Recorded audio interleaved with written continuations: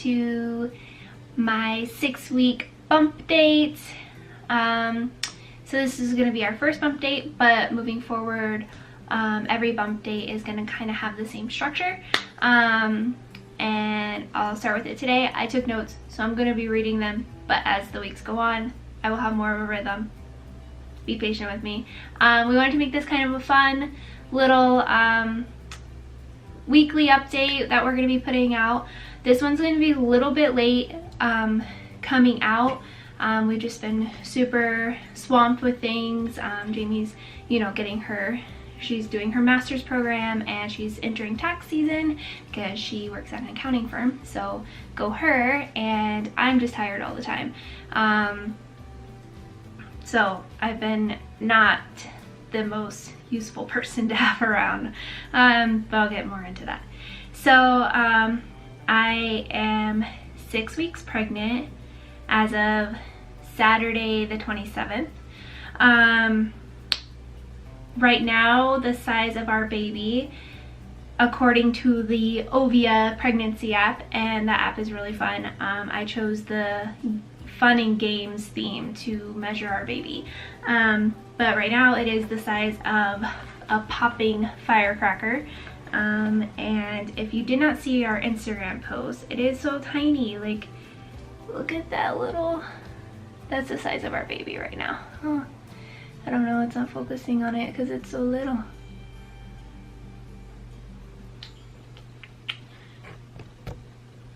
I don't know, but go look on our Instagram. I posted a picture of it. Right now it says head of the baby is forming more rapidly than the bottom of the baby, so right now it looks like a tadpole, which I thought the popping firecracker was such a great visual example of that, because it does look like a tadpole, and I'm not gonna go searching for a real tadpole, so that's pretty cool. How I have been feeling, I've been exhausted. I haven't really had many other symptoms other than I'm super bloated and I pee a lot. Also, sorry for the TMI information that I'm about to share, so anybody who knows me personally, you get to find out some things, but my nipples are super tender, and along with my bloating, my breasts are also starting to grow and swell, so yeah, that's not the most comfortable. The next two things are going to tie in together, but what's been helping me sleep is, well, first I should say I'm having trouble sleeping at night. I think mostly it's my injection site on my left side, and I normally sleep on my left side, so it's really uncomfortable, and then when I sleep on my right side, that's off to me, so it's really weird. But every week we're also going to share our purchases, our baby and pregnancy purchases. As you can see, if you haven't seen yet, there's some diapers up there. We bought some diapers, and we had a friend who had a bunch of newborn in size 1 diapers left over from her baby, so I think we're pretty stocked on newborn in size 1. We will probably start buying bigger sizes. This room is going to be the nursery. Right now it's our old office and we're transitioning a lot of the things out, so behind me is a little bit of chaos, but yes, moving forward things are going to start coming together, and eventually, probably in the second trimester, when things have calmed down in tax season, for Jamie, we will have the nursery reveal when we get it all put together. But anyways, pregnancy and baby purchases. I purchased a pregnancy pillow. That has been helping me sleep incredibly. I got the Snuggle pillow. It's just really nice because right now, because I am sleeping on my right side, I put it right up against my back as I'm sleeping on my right side, so it prevents me from rolling over onto my left where I wake up and it hurts. And it's just a really comfy pillow to have like under my neck, and if I do happen to roll over on my left side, I can prop my leg up a little bit to where I'm not putting all my pressure on my left side, so that helps quite a bit. So that's been, I think, our most recent baby and pregnancy purchases this week. Another thing is what did we learn about the baby this week? So we have quite a few different pregnancy apps that we read like articles, and we read about the growth of the baby. So this week the baby has a layer of skin that it's forming. Also, it started forming its eyes and its nostrils. Its heart started beating this week, which is really exciting. We have an appointment on Friday the 2nd. Hopefully we get to hear the heartbeat. If we don't hear it, we get to see the flicker of the heartbeat. But I'll be very close to 7 weeks. It'll be a day before 7 weeks, that appointment. So we feel pretty good about probably hearing the heartbeat. It was eyes, nose, heartbeat started forming. Right now it's forming some of like the very, very beginning of its limbs, of its arms. And I even read that they start kind of wiggling, so it's like they got little nubs that are moving right now, which is very interesting. And it was really cool because talking to my friend, she was like, I was like, oh yeah, it kind of resembles like a mermaid. She's like, oh, you have little bubble guppies in there. So if you're not aware with the cartoon Bubble Guppies, I could definitely see that, a little bubble guppy swimming around in there. Am I craving any food or having any food aversions? I don't know. I'm not as hungry as I was there for a while when I was on the progesterone, and I'm still on the progesterone, but when I was starting it, I was hungry all the time. I constantly snacked. Now I still have to eat first thing in the morning, which is still unusual for me because I used to not be like that, but now I have to have something first thing in the morning. I eat a pretty good breakfast. I always make sure it's healthy, like oatmeal, or what I'm doing now on my way to work is I'm eating Kind bars. So just making sure I'm putting like grains and fruits and protein in my body, but I am definitely, craving peanut butter. I am getting peanut butter on everything. So, and the store makes these peanut butter balls, which I'm super excited about. They come in like a little container, and it's just balls of peanut butter, and it is like the most perfect snack for anybody, but especially a pregnant woman craving peanut butter. That is incredible. We have like 3 jars in my pantry right now, and it's awesome.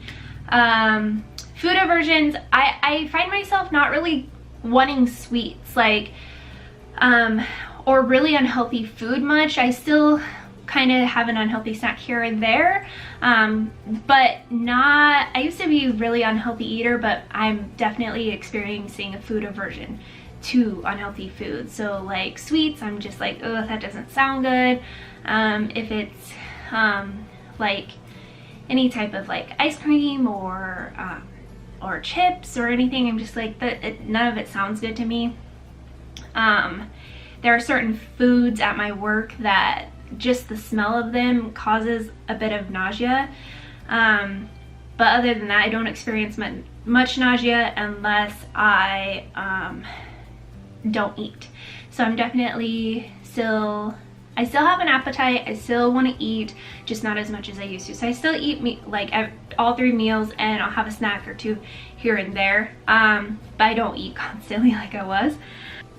The biggest celebration this week that we are sharing is, I don't think this is quite related to our baby and our growth, but it is baby related.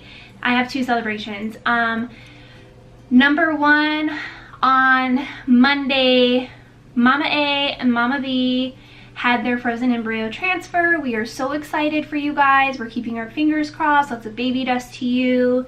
If you're not following them, go follow their YouTube and their Instagram. They are just great people, the sweetest. We love watching your updates, and we are keeping everything crossed as tight as possible for this transfer for them.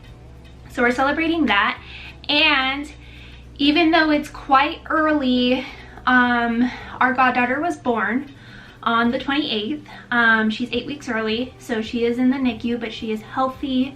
She is beautiful. Mama is doing good. We are actually still throwing the baby shower, but we are more throwing a little birthday party, it seems like. So, but we are celebrating that she is healthy and she is beautiful and she is doing well. So I feel like that's what we're celebrating. I'm definitely celebrating the fact that we're super close to hearing our baby's heartbeat, and we will be announcing to the world after we hear the heartbeat, even though we know it's early, to the world. So we will make it Facebook official and our personal Instagram official that we are pregnant. So we're excited to share with everybody else. Biggest learning this week for me personally is just to take care of my body and listen to my body. I'm super stubborn, so I'm like, you know, I'm not gonna let pregnancy take me down. Like, I still need to do things around the house. I still need to be active, and bless Jamie's heart, there's just nights where like I can't cook dinner, I'm so tired, or she's been doing all the laundry. It feels like she's taking care of the animals so well, especially because I don't do the litter anymore for the kitties. She does it, and it's just kind of accepting that I am doing what I can for my family to grow our baby, and just the little things that I can do when I have the energy. But I just shout out to the best wife that anyone can have. She's so sweet, she's so patient. She gets slightly frustrated here and there, but we talk it out, and she's just doing an amazing job taking care of the house and the pets and working and doing her master's program. Like, she's taking a lot on, and she's just incredible. But biggest learning is to take care of my body and listen to it when it is tired. You know, like I can't make dinner tonight because I'm so tired. So sometimes we'll order food, which we have not been doing a lot lately, and just kind of resting when my body needs it. And so this kind of wraps up week 6. What we want to do is a fun little activity at the end of each bump date. And so since it's 6 weeks, we wanted to share 6 of our favorite childhood books. It's gonna be a little numbers game at the end of each vlog. We don't know exactly what we'll be sharing, but it will be relative to the number of weeks that we are. So I'm gonna share 3 of mine and 3 of Jamie's. My 3 favorite childhood books. Number 1 is The Rainbow Fish. Number 2 was Where the Wild Things Are. And number 3 was Love You Forever. That one's right up there on my list because I just really loved that book when I was little, and my mom reading it to me. 3 of Jamie's favorite childhood books were number 1, The Giving Tree. Number 2, Bernstein Bears books. And number 3 was Curious George. So that wraps up my week 6 bump date.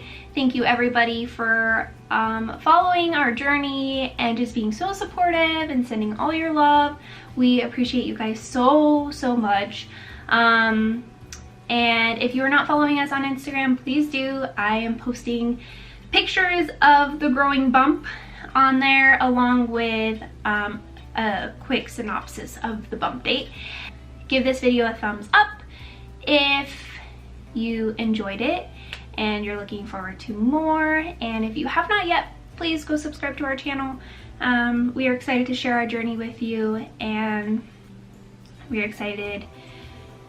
Oh, we're just so excited. And in the comments below, leave some of your favorite childhood books, because one huge thing that we want to do is read to our baby and do, you know, story time. I'm really big into knowledge and learning and reading for children at a young age. I think it's super important. So I would love your feedback on children's books.